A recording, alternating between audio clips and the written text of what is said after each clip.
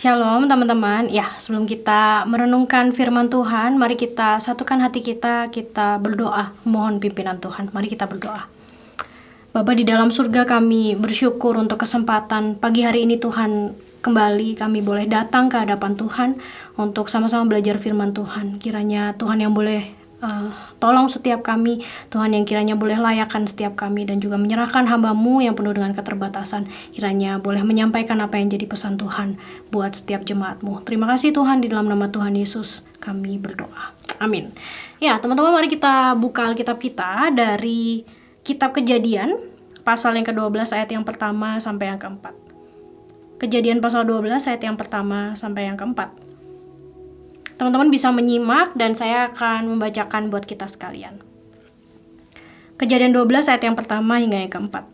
Berfirmanlah Tuhan kepada Abram, pergilah dari negerimu dan dari sanak saudaramu dan dari rumah bapamu ini ke negeri yang akan kutunjukkan kepadamu. Aku akan membuat engkau menjadi bangsa yang besar dan memberkati engkau serta membuat namamu masyhur dan engkau akan menjadi berkat. Aku akan memberkati orang-orang yang memberkati engkau dan mengutuk orang-orang yang mengutuk engkau.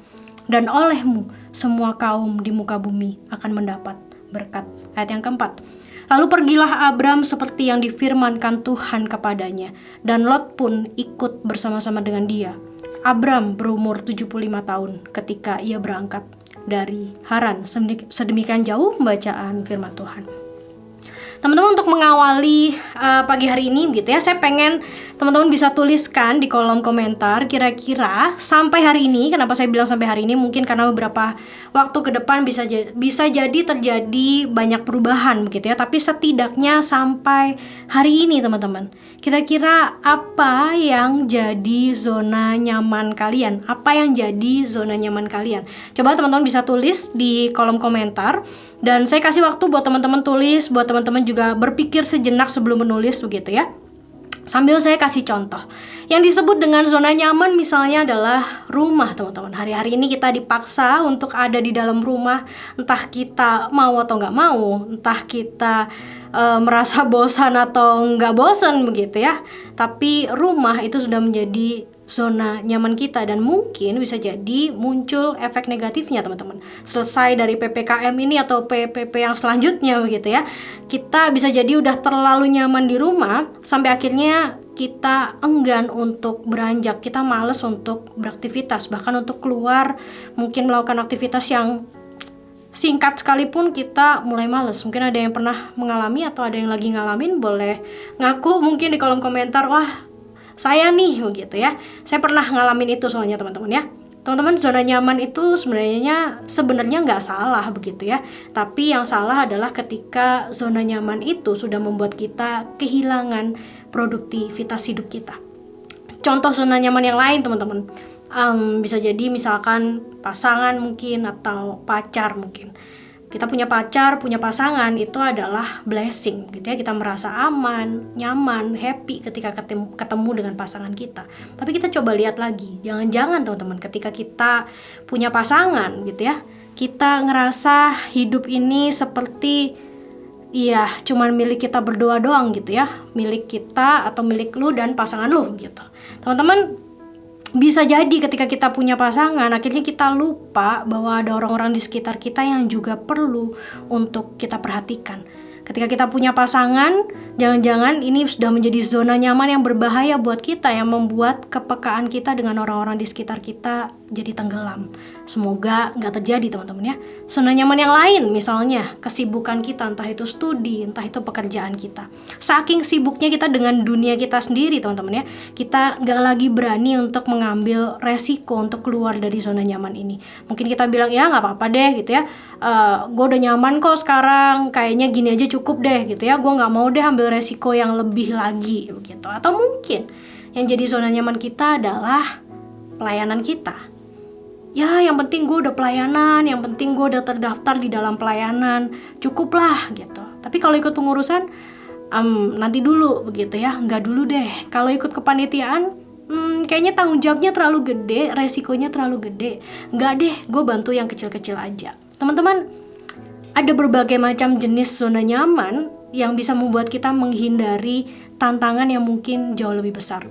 Ada begitu banyak hal yang bisa jadi zona nyaman kita, tapi sejatinya kita udah tahu dan bahkan kita udah terlalu sering dengar kalau kita mau hidup dengan satu tujuan yang jauh lebih besar, kita harus keluar dari zona nyaman kita.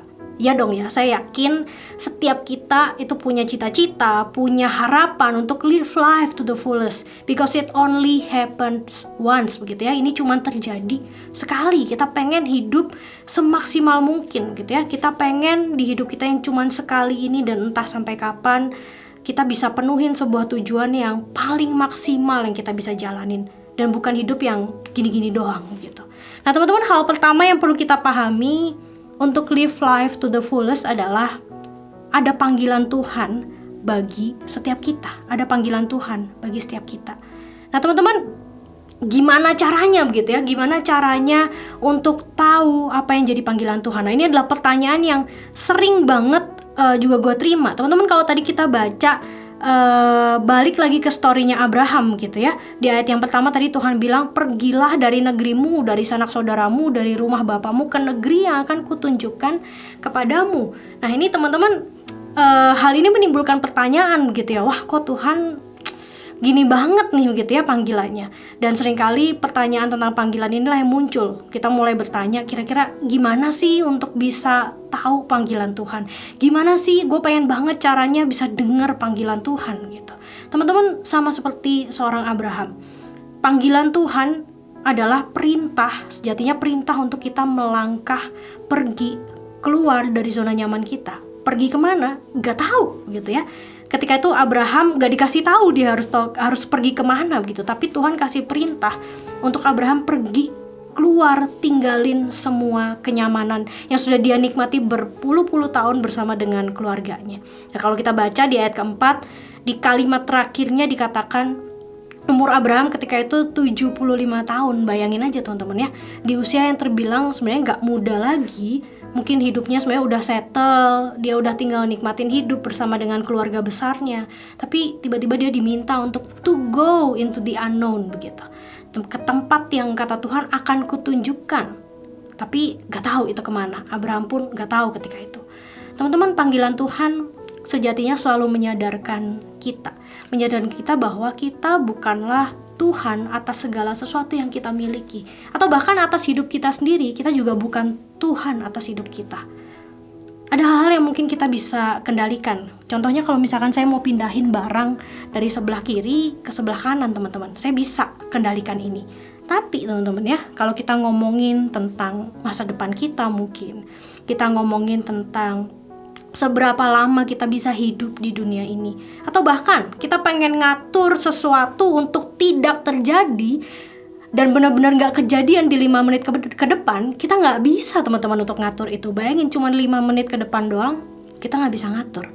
Kita gak bisa atur semuanya itu, masa depan kita, umur kita, hal yang terjadi 5 menit ke depan.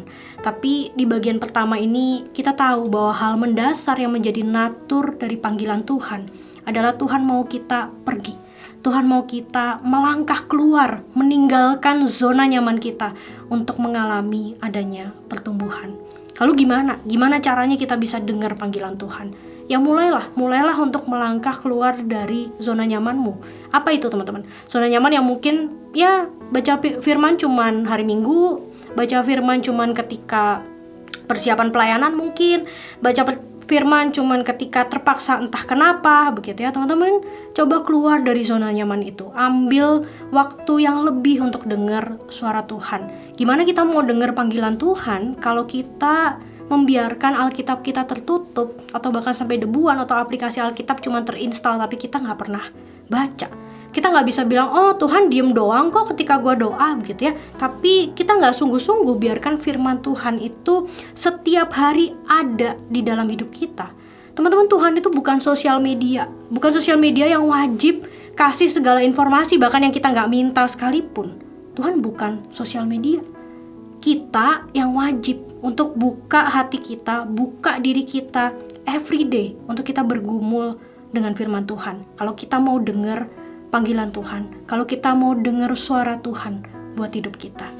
Teman-teman, kalau kita mau sehat aja ya, Kita harus belajar untuk atur pola makan, kurangin makan yang manis katanya, kurangin makanan yang berminyak, kurangin makanan yang kolesterol tinggi, olahraga yang cukup, dan lain sebagainya. Kita nggak bisa hidup sembarangan seenak semaunya kita. Yang nggak sepenuhnya nyaman akhirnya teman-teman ya. Tapi kita tahu kita harus melakukannya untuk dapetin tujuan yang jauh lebih besar. You must be willing to get uncomfortable. Kita harus bersedia untuk jadi gak nyaman, because discomfort is the only path to grow. Rasa gak nyaman itu sebenarnya adalah satu-satunya jalan untuk kita bisa mengalami pertumbuhan. And there is no other way. Gak ada jalan yang lain. Pertumbuhan kita justru dimulai ketika kita keluar dari segala kenyamanan kita. Dan yang kedua teman-teman ya, setelah kita dengar tentang panggilan Tuhan, kita tahu bahwa seringkali gak mudah untuk menjalani apa yang jadi panggilan Tuhan. Kita perlu adanya sebuah kepastian supaya kita berani untuk melangkah. Abraham diminta pergi ke tempat yang dia gak tahu gitu ya, harus pergi kemana, dan Tuhan juga tahu hal ini bisa aja bikin Abraham jadi milih untuk Tuhan gak jelas nih, mending gue gak pergi. Bisa aja Abraham seperti itu gitu ya. Tapi teman-teman ya, kalau kita lihat kisah seorang Abraham, dia bukan orang yang sebenarnya sangat spesial atau orang yang sangat suci, gak pernah ngelakuin kesalahan, gak begitu gitu ya. Dia pernah gagal percaya janjinya Tuhan. Satu contohnya teman-teman, ketika dia memilih untuk menikah dengan perempuan lain selain Sarah. Kenapa? Karena dia gak percaya sama janji Tuhan tentang keturunan. Terus kejadian lain mungkin ketika dia ketemu sama Abimelek, dia sempat bohong gitu ya sama Abimelek, dan dia bilang bahwa Sarah itu bukan istrinya. Kenapa? Dia saking takutnya. Ketika itu dikisahkan Sarah itu sangat cantik begitu ya, dan dia takut kalau Sarah diambil sama Abimelek. Akhirnya dia bohong dan dia bilang Sarah itu adiknya, Sarah itu adalah saudara perempuannya. Teman-teman, Abraham pun pernah melakukan kesalahan. Abraham pun banyak melakukan kegagalan. Tapi terlepas dari semua itu, kalau kita lihat ayat 2-3a teman-teman ya, panggilan Tuhan gak pernah diberikan tanpa ada janji Tuhan yang mengikuti. Panggilan Tuhan itu gak pernah diberikan tanpa ada janji Tuhan yang mengikuti.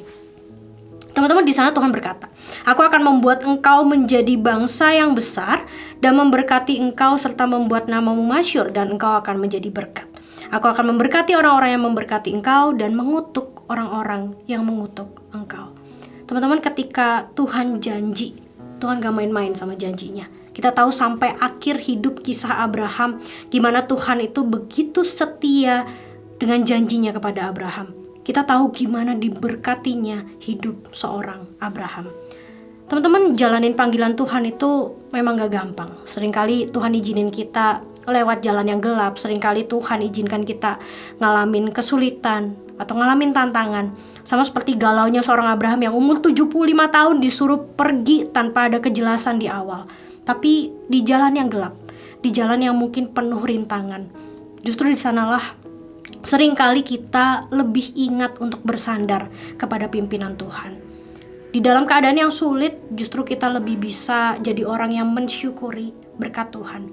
Ketika segala sesuatu enak, segala sesuatu lancar, segala sesuatu aman, gak jarang kita lupa bahwa sejatinya hidup kita bukan karena kita, bukan karena semua yang kita punya, tapi hidup kita sebenarnya hanya karena ditopang oleh berkat dan kasih karunia Tuhan. Kita merasa layak, kita merasa wajar untuk dapat berkat Tuhan, padahal sejatinya kita gak layak. Sejatinya kita gak cukup layak untuk menerima semua berkat Tuhan. Gak salah teman-teman ya kalau dibilang bahwa kita butuh yang namanya gelap supaya kita bisa menghargai apa itu terang. Kita butuh rasa pahit supaya kita tahu apa itu manis, teman-teman. Ada sebuah kalimat yang indah berkata demikian. From dark clouds we get precious water. From dark minds we get valuable jewels. And from our darkest trials, our best blessing from God. Come our best blessing from God. Dari segala sesuatu yang gelap, muncul hal-hal yang bernilai dan berharga. Di dalam kondisi hidup kita yang paling gelap sekalipun, justru dari sanalah datang berkat Tuhan yang terbaik buat hidup kita. Teman-teman, yang terakhir, di ayat ketiga B, Tuhan bilang sama Abraham, "Olehmu semua kaum di muka bumi akan mendapat berkat." Tuhan bukan cuma sekedar menyediakan berkatnya buat Abraham, tapi saking diberkatinya seorang Abraham, Tuhan bilang kalau dia bakal jadi berkat bagi seluruh muka bumi. Bayangin aja betapa diberkatinya Abraham kalau dia bisa jadi berkat di seluruh bumi. Teman-teman, kita juga tahu Tuhan itu genapin janjinya kepada Abraham dari zaman ke zaman. Abraham tetap dikenal di segala bangsa. Abraham jadi teladan iman dari masa ke masa. Ketika Tuhan panggil Abraham from somewhere to go to into the unknown, begitu ya, Tuhan meneguhkan hati Abraham dengan janji pemeliharaan yang sempurna. Tuhan janjikan berkat, tapi Tuhan juga sekaligus berikan tujuan yang jauh lebih besar. Dari Abraham yang tadinya cuma memimpin bangsanya sendiri, Tuhan jadikan Abraham sebagai bapak orang beriman. Gak cuma buat bangsanya, tapi buat seluruh kaum di muka bumi. Teladan dan juga berkat Abraham itu gak cuma turun buat keturunannya doang, buat bangsanya doang, enggak, tapi itu turun juga sampai ke kita, sampai saat ini. Bayangin teman-teman, udah berapa belas ribu tahun yang lalu seorang Abraham eksis, tapi dia masih jadi teladan iman till now, or maybe till forever. Teman-teman, kalau kita mau isi gelas yang kosong teman-teman ya, kita gak bisa ngisi itu dengan botol yang kosong. Gak bisa teman-teman. Kalau kita mau isi gelas yang kosong, kita butuh gelas yang ada isinya teman-teman. That's why kita bisa ngisi air di dalamnya. Teman-teman, menjalankan panggilan Tuhan dan menerima berkat Tuhan sejatinya adalah satu paket yang gak bisa kita pisahkan. Namun teman-teman jangan pernah lupa kalau setiap berkat yang kita terima itu juga mengandung satu tujuan yang jauh lebih besar. Sebuah tujuan yang lebih mulia untuk kita kerjakan lewat hidup kita. Kalau kita cuma fokus untuk mengejar dan mencari berkat, maka selamanya kita gak akan pernah ngerasa cukup. Tapi kalau kita fokus bagaimana hidup kita bisa jadi berkat, di sanalah justru Tuhan memberkati hidup kita lebih lagi untuk jadi berkat buat orang lain. Sejatinya orang yang paling diberkati adalah bukan orang yang punya segalanya, tapi justru orang yang dengan segala sesuatu yang ada di dalam hidupnya, dia bisa jadi berkat. Your words become a blessing. Your presence become a blessing. Your helping hand become a blessing. And every part of your life can be a blessing. Teman-teman, satu tujuan yang jauh lebih besar dari segala sesuatu yang sudah kita kerjakan sekarang, sudah Tuhan sediakan bagi kita. Pertanyaannya adalah, maukah kita merespon seperti Abraham yang merespon panggilan Tuhan? Teman-teman, di ayat keempat, di sana dikatakan, kemudian Abram pergi seperti yang difirmankan kepadanya. Kali ini Abraham pilih untuk taat. Dia keluar dari zona nyamannya. Dia melangkah dengan iman. Karena dia tahu bahwa ada sebuah tujuan yang jauh lebih besar, yang jauh lebih mulia yang sudah Tuhan siapkan bagi hidup seorang Abraham.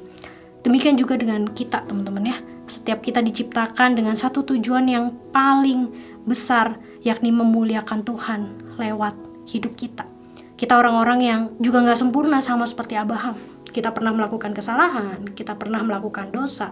Tapi Tuhan panggil kita. Hari ini Tuhan panggil kita. Tuhan mau pakai hidup kita untuk menyatakan kemuliaannya buat orang-orang di sekitar kita. Entah lewat studi kita, lewat kesibukan atau pekerjaan kita.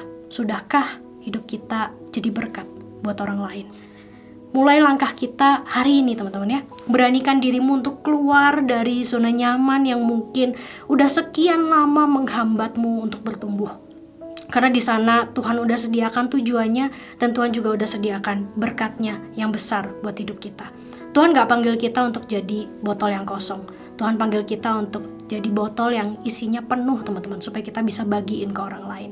Tuhan gak panggil kita untuk kasihan ngelihat orang haus, tapi Tuhan panggil kita untuk bisa kasih minum buat orang yang haus. Dan apapun yang jadi masa depan kita, whatever your future may be, I pray that it will be a blessing for many people. Let's pray. Tuhan, kami sekali lagi bersyukur untuk firman Tuhan hari ini. Tuhan ingatkan kami, ada sebuah tujuan yang mulia yang Tuhan udah sediakan dalam hidup kami. Kiranya Tuhan yang tolong supaya kami boleh punya telinga dan hati yang peka untuk mendengar apa yang jadi panggilan Tuhan. Dan satu hal yang kami rindu Tuhan, kiranya hidup kami, apapun yang kami lakukan, apapun yang kami kerjakan, itu boleh jadi berkat. Kiranya dimanapun kami berada, hidup kami boleh menyatakan kemuliaan Tuhan. Kiranya Tuhan pakai kami di tengah segala kekurangan dan keterbatasan kami. Terima kasih Tuhan. Dalam nama Tuhan Yesus kami menyerahkan seluruh hidup kami. Kiranya kasih karunia dari Allah Bapa, damai sejahtera dari Allah Anak, dan persekutuan dengan Allah Roh Kudus boleh menyertai hidup kita dari hari ini, sekarang, dan sampai selamanya. Amin. Happy Sunday and God bless you. Tuhan yang berkuasa, sanggup bangkitkan